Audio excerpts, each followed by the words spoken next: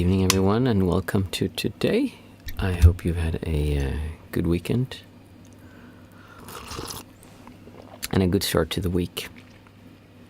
Sometimes we just get so tired of everything. You know, you're just struggling all the time, fighting and working against things, and it seems like everyone just becomes a struggle in your life. Nothing is easy.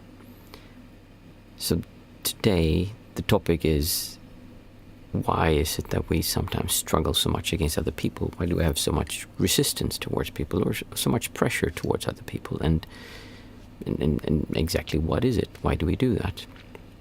Because I talk a lot about distortion towards things in general and in situations, but the thing that we have the most distortion towards is usually other people. We have distortions towards, say, a house we want to have, or a car we want, or a partner. No, well, a partner is a person, of course. Or something that we want, or something we don't like a bad smell. There's a distortion there, but those things are usually not alive. I mean, usually they're not alive. So it's not something that we can relate to in the same way, but when it comes to people, there seems to be a different dynamic at play. It's like we almost... Yeah, we have a relationship with it, I guess you could say. We distort towards them differently than towards things. And it might seem like an obvious thing. But the problem is that also, when it comes to people, they're the ones who can give us the most joy. Like the other people, there are few things that can give you as much enjoyment of life as a relationship with another person, or a friendship, or just enjoying and hanging out with other people. So why is it that we make it so difficult to do that? Why is it that we always have this barrier between us and them? And you say, well, I have barriers towards people I don't like, but the people I do like, I don't have a barrier between them. And I'd like to argue that you actually do. In fact, you might even have an even stronger barrier between you and them, but it's very different. And maybe barrier isn't the right way to describe it. So what I'm trying to point to is that if we just exist in the world without us feeling like a separate entity, we're just here, everything just is, then there's not really a problem with us and the outside world. It's just there. There's nothing we need to do with it. There's nothing that can be threatened because I'm not here. It's just a scene that's happening. But as soon as we introduce a person into the mix, we have all these distortions towards the reality around us. We like this, we want to be treated this way, we don't want to be treated this way. People have to say this to us for us to be happy. If they say something we don't like, then we feel bad. So we have this pressure towards people. And people that we do like, well, we still have that. It's just in a different form than maybe from someone we don't like. So to make it so that we can protect, because basically what we're doing is we're protecting our identity. We're protecting this thing I identify with. If I didn't have to protect my ego or myself, then there could never really be any problems. There could be difficult situations, there could be things that would mean really bad stuff happening, but there could never really be a problem, because you need to have someone there who interprets it as a problem for it actually to be a problem. And that's where you come into play, or I. So without us being there, there's not really any conflict. But when you have other people there and you're trying to interact with them, all of a sudden that gets triggered more than as in, say, a house we want. The house doesn't do anything to us. We might feel that like, oh, I want that house. It's not fair. I can't have that house. I want to have something like this so I can have the niceness of just having a big house, and it's like a jacuzzi, and or I don't know, whatever you dream about. The things that I want for me. So there's a distortion there. But when it comes to people, it's not just that you might want them as a partner or as a friend. It's also that what they say about you and describe you as an entity can hurt. So they might say like, oh, you have ugly clothes. Like whatever clothes you're wearing is like just, oh, that's terrible. Like, or you have bad hair. I don't know what makes you feel bad, but whatever you feel bad about, or you're not a kind person, maybe that's something you would react to. And so then your ego, yourself, is like, oh, I'm a good person. How can they say this to me? And so that gets triggered, and we're pushing against that, and that hurts. That feels like it's something painful happening. So to defend ourselves from this, we isolate ourselves. We feel like I am separate from these other people, and we constantly have this pressure, so that when they say something that we like, then we're like, oh, I like this person, and then we're drawn towards them. That person says something I don't like, oh, I don't like that feeling, so I'm being pushed away from that. I'm making sure that I don't, that person doesn't have the ability to hit me with the things they're saying that I don't like. This person here, I don't know, I'm curious, so I'm going to be somewhat open to them, but I'll be more towards this person. And then all of a sudden you start depending on that person giving you that feedback, because if they stop, well, then now you feel bad because they said before, did I do something wrong? Why is it that they're not saying the things that I like to hear anymore? And by doing that, things just get worse and worse and worse. And we start to have this relationship where we need things from the other person. We actually need them to make us happy. We're no longer just satisfied with having them in our lives. Sorry, I just have to check something here.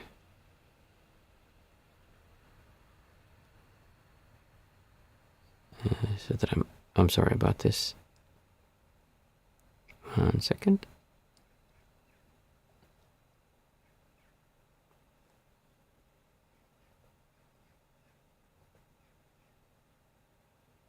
Yes, there we go.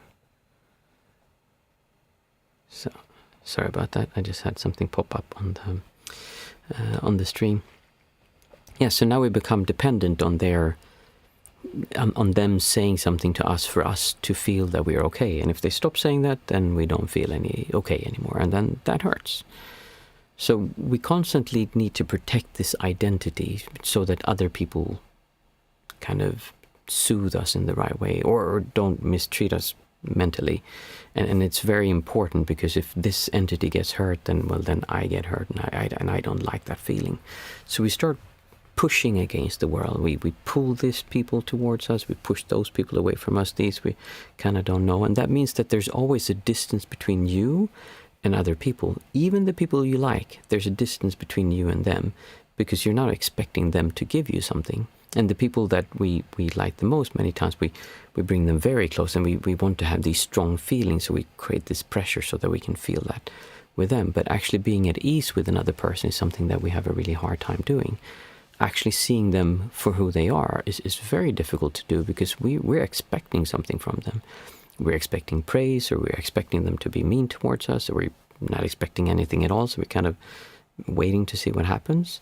And by doing that, that means that what this person says, very likely if it's someone you like, you're gonna think that everything they say is very likely going to be good stuff, and probably true, because you like them, so you're more likely to listen to them. But this person over here, which you don't like, you have this immediate aversion towards, like, no, I don't like this person, so I don't like the way they feel towards me. So you start pushing against them because they make you feel uncomfortable, and now you have this distortion towards them. So when they say something, let's say these two people say the same thing. They say, what should we say? Like, I'm not going to take something too controversial, but let's say like sugar is dangerous for you. If your friend says that, they're like, yeah, of course, like I like my friend, they know what they're talking about. If the person you really don't like says that, you'll probably be like, no, I don't trust that, because I have a bad feeling towards this person. So just by them having this distortion, now you see what they say through the filter of, oh, I like this person, so it's more likely to be true, and this person I don't like, so that's more likely to be untrue. And now you're listening more towards them than them, but you're also seeing it through the filters. You're no longer really hearing what they're saying. If they would say that eating cyanide is good, eating arsenic is good for you because your skin becomes really pale and it makes you beautiful. If they would say, they'd be like, oh yeah, that sounds really true. Like, I should try that because I trust him. And this person here, I don't trust them. So when they say it, no, that's not true. I shouldn't eat arsenic. This person is saying something that's blatantly not true. It's like, it's bad to eat arsenic, even though they did do that in the olden times to make their skin pale. So when they say it, you actually listen to them, even though you shouldn't, because now you're seeing them through the filter of like, yeah, I like them, so I have to feel this way towards them, and you're not hearing what they're saying. The other person says it, and you're not hearing what they're saying, or because you immediately oppose it. Maybe they would actually say, oh, it's bad to eat arsenic, and like, oh, it must be true because must be good to eat arsenic now because that person whom I don't like is saying that it's bad for you. So that means that I should immediately have a resistance towards it. So we're coloring how we view the world and how we interact with the world from how we distort towards those people. Meaning that if we like what this person is to us, we're more likely to listen to them than someone we don't like, because then immediately we're just going to have this resistance towards them and don't listen to them. So by doing this, we're actually isolating ourselves. We're having these protective walls around us, which means that we're not seeing the person for who they are. We're not listening to them, what they're actually saying. And in politics, this is the best, like easiest way to see it, because if you have a politician you agree with, everything they say is amazing and beautiful, and you believe everything they say, very likely, most of it at least. But the person you don't like, whatever they say is just dumb and not true. And you don't even have to know what it is, like it's just not true, because you're seeing them through the filter. So you can't see that they actually have some good things to say, but you're creating this barrier between them. So you're not seeing and hearing what they're saying. Because of that, you're seeing it through this filter. Same with this person here. You're not seeing and hearing what they're saying. You're seeing it through this filter because you've already made up your mind. And that creates this barrier, this pressure between you and the world, which makes it so that you can never be close to people and really see them for who they are or listen to what they're saying, because you're always seeing it through this filter. And that filter will make it so that it's very difficult to relate to people, because now you don't dare to be yourself. In front of this person whom you like, you need to uphold an image of someone that gives them what they need, because they in turn want to have something from you for them to feel good. So you're trying to uphold an image and making them see you as someone who's good, someone who's like a nice person who agrees with them or says what they should say. And towards this person, you're also not willing to open up yourself, because you have this like, oh, dangerous, and so you keep them at a distance. So by having these distortions towards people, we're not actually allowing ourselves to come through. We're just showing an image that's not really true. We're creating this barrier between us and the world. And that seems like the most natural thing in the world to do for most people, which is sad, but that's unfortunately how the world has become. We create these walls around us, which means that we no longer relate to people the way that we can. Instead, we're just relating to them through a wall, through a filter. That means that we cannot see them for who they are, and they never get to see us for who we are, which is kind of a sad thing. Because that means that you'll always be separate, that you'll always be afraid to show who you really are and to really be yourself amongst other people. You'll always be this person who's trying to fit in, who's trying to be a good person to this person or a bad person to that person, whatever role you feel you need to play. And the person who you really are just doesn't get the ability to come through and show themselves for who they are. And that's not a nice way to live life. Whereas if you're willing to open up and actually dare to see the other person for who they are and dare to be yourself amongst them, you might be surprised, because it might turn out that the person you thought was so amazing actually is just kind of a jerk. Like they just say things that you want to hear, and they're not really a nice person. For some reason you thought they were being nice to you, or you were being nice to them. And then the person you didn't like, it might be that they actually were jerks and you didn't like them at all, but it also might mean that you start to see them from a different perspective, and they might actually be someone you like hanging out with. So we don't know.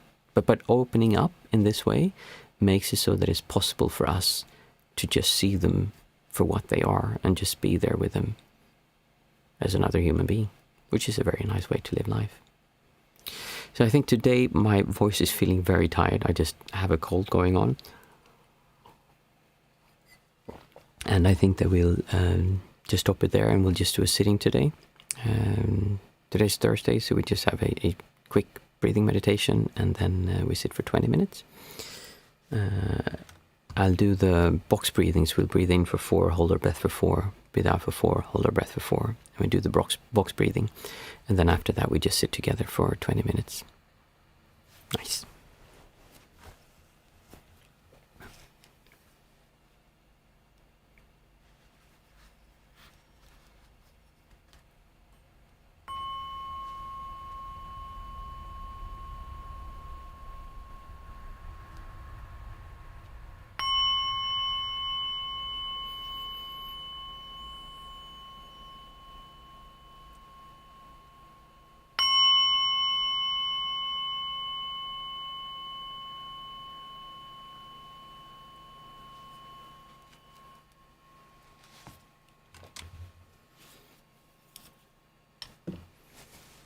So we're breathing in, 2, 3, 4, and hold, 2, 3, 4, out, 2, 3, 4, and hold, 2, 3, 4, in, 2, 3, 4, hold, 2, 3, 4, and out, 2, 3, 4, and hold, 2, 3, 4. Now continue counting for yourself, and then when you feel that you're done with that, just keep on sitting for the rest of the 20 minutes.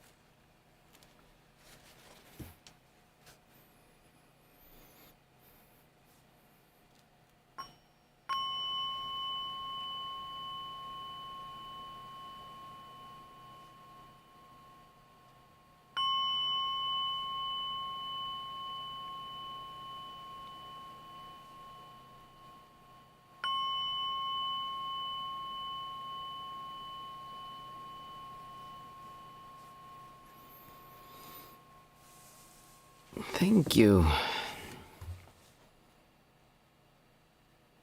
See, some people joined a little bit late.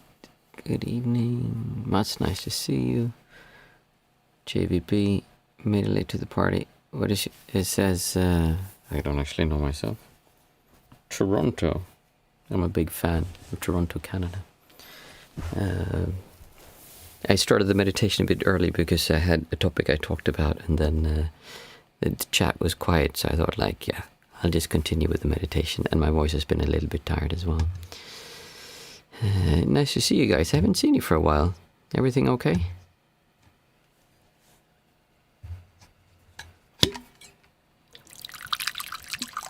Or maybe you're meditating and I'm disturbing you. Sorry if I do.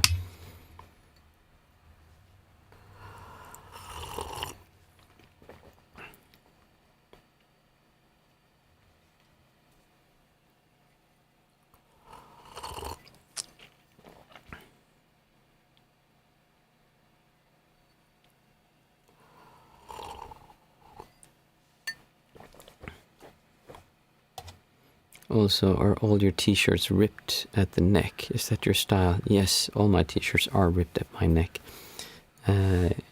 It's not really a style, it's because of my neck injury.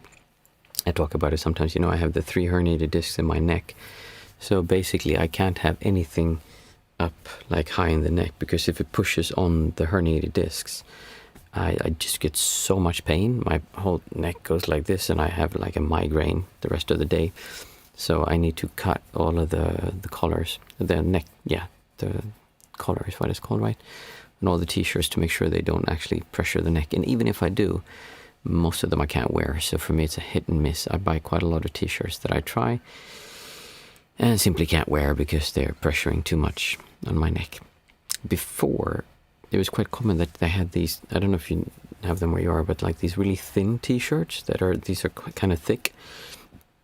But they used to have really thin t-shirts that are just really lightweight, and they're kind of thin as a handkerchief, like really, well, it's a thin handkerchief, I should say, just really light, and they usually don't pressure so much on the neck, but I can't find them anymore. They were very popular maybe 10 years ago, but nowadays not so much. So yeah, I have a hard time finding t-shirts. It's not easy, unfortunately.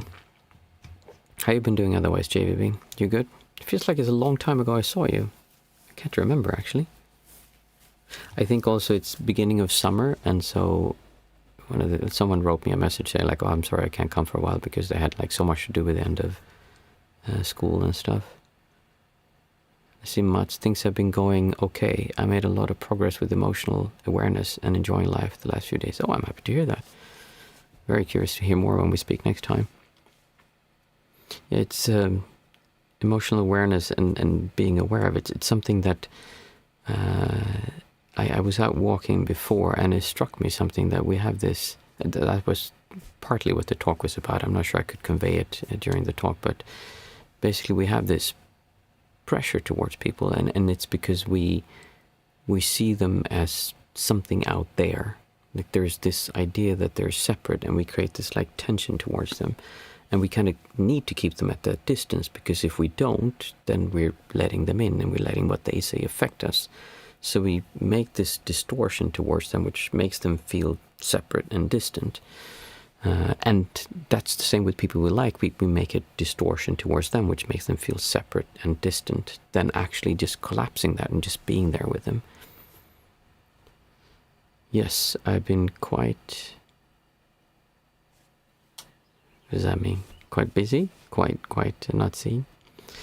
And it's scary when we take down that wall, when we don't keep people at a distance, but actually allow them to come into our lives. It's almost as if though we have no defenses up anymore, because we need that. We need to be safe, right? Other people can hurt us. They can say things that we don't like. And we want people to say nice things about us. So we want them to continue saying that. That also means that we're shutting them out and not really allowing them to come in, because then we could really be hurt. And it makes sure that we put up a behavior that's not us, so that other people will like us, and so that, because if we didn't, we might be cast out from the tribe, and it could be very bad. And that's a really sad way to live life, but it's so normal for many people. And you see, like, the extreme of it is that there's some people who, you talk to them and they're just like this the whole time. They're just really focused, and you can tell when they're talking that you're not really talking to that person. They're saying the right thing and they're doing the right thing, but they're just like, they're so tense that they're not letting you come in. They're not showing anything. They just make sure that all their emotions, whatever they have reacting towards you, is not coming up to the surface. Instead, they're like holding that in. And it can be really strange to talk to people like that, and quite disconcerting sometimes, because it's like, who am I talking to? Like, I don't, we've had a conversation and we said stuff, but like, I didn't really learn anything, because it doesn't feel like it's really true what they're saying. There's this barrier. And I think breaking down that barrier is what leads to being quiet, as in silent. Oh yeah, I've seen quite a few people be in the chat but not type anymore, which is difficult for me when I'm talking, because I don't know if it's something that's resonating with people, or if it's just falling on deaf ears, which is sometimes I just go on a rant. But I think it's very important to allow people in, to allow yourself to be vulnerable, to be open to other people coming into you, but letting other people in. And I don't mean, you have to go in and talk about your deepest, darkest secrets and just like go into these profound conversations with everyone you meet. You can simply know something sometimes. That's strange. Oh yeah, I don't mean as in, we're just going to go into, because that's something that happened with spiritual people. They're like, we need to just talk about deep stuff. If we can't connect on a soul level, I'm not going to talk to you. It's not quite what I'm talking to. That in and of itself is also no, sometimes I just like to listen. No, that's fine as well. That's also a way of keeping yourself separate, because then you can only connect to them if it's about something really deep and really profound, and you like that high that we're getting into, and that can be nice to do sometimes. But it's also nice to just be you, whoever that may be. And a lot of people are very afraid to show who they are, because we're afraid that we won't be accepted, that if we show who we really are, then people wouldn't like us, because I'm a fake. Like I'm just pretending to be someone, and if I didn't do that, then people wouldn't like me. So it can be very scary to open up and just be there with people, and just allow them to see you for who you are. And also especially if you have people around you who you might feel threatened by, because then we tense up extra much to make sure that whatever they say, we're prepared for it. We're bracing for the impact of what they're saying. The problem with that is that you're just making the thing that you're protecting even stronger. You're giving it even more to be hurt by. And I'm not saying stay in a terrible situation and just let people abuse you like that. I'm not saying that. I'm saying that what's coming at you is not really something to be afraid of. We so much focus on in Western psychology and spirituality that we should somehow create this perfect personality, so that if people say like, you're being lazy, then you should work your ass off and become this hardworking person, so no one can tell you anything, because you made your life, like you made your fortune, and they can say whatever they want. They call it fuck you money. Like, I have so much money, I don't care about what they say. Then you just created a distortion that is so strong that believes it's superior to other people, so they can't say stuff to you. That's not really the solution either. Is your wedding planning in the final stages? Yeah, I'm doing a lot of work. I think I'm doing most of the planning and most of the work. I can tell that Marlene just quit, because she would be pointing that out, that's not true. She's actually the one who's doing most of the planning. And I'm just kind of like, yeah, that sounds good. And not because she wants to decide everything, but simply because I have a hard time thinking that far ahead of stuff. So I'm really bad at planning. Like, I would do everything the day before, and for a wedding, that's not really possible. And we also divided the things we do, so that's kind of her task. We do the final planning, and then we do it together. Sorry, she does the planning, and then we go through all of the things together. But it's starting to look like a really nice wedding, and I'm looking forward to marrying her, finally. It seems like such a natural thing to do. That's also a thing, like, you can get married, but that doesn't mean you're close to someone. You have to really allow someone to come into your life. to allow that to happen, and to not go around and constantly like wait for the next thing, or like create this barrier between you and your partner, which can happen. It's in many ways easier to do that with an intimate partner than with someone that you're not close to. Yeah, late, tired, and but it's just nice to see you guys. I felt like it's a long time since I saw you in the chat. I'm gonna go to bed, and then I hope to see you on Thursday again. JVB, did you have something you spoke about last time that we never went into? I can't remember. Someone asked me something.